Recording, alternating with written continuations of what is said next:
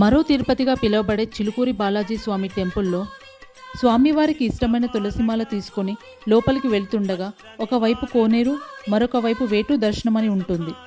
స్వామివారిని దర్శించుకోవడానికి టైమింగ్స్ వచ్చేసి morning 6 to 1 and evening 4 to 7. ఇక్కడికి వచ్చిన భక్తులు 11 ప్రదక్షిణలు చేసి స్వామివారిని దర్శించుకుంటే తమ కోరికలు నెరవేరుతాయని నమ్మకం. అలా తమ కోరికలు నెరవేరిన తర్వాత భక్తులు మళ్ళీ వచ్చి 108 ప్రదక్షిణలు చేసి స్వామివారిని దర్శించుకొని తమ మొక్కులను తీర్చుకుంటారు.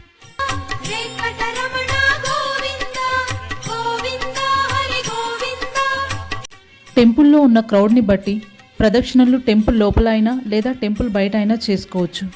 టెంపుల్ బయట ఒక ప్రదక్షిణ చేసినట్లయితే అది టెంపుల్ లోపల 11 ప్రదక్షిణలకి సమానం.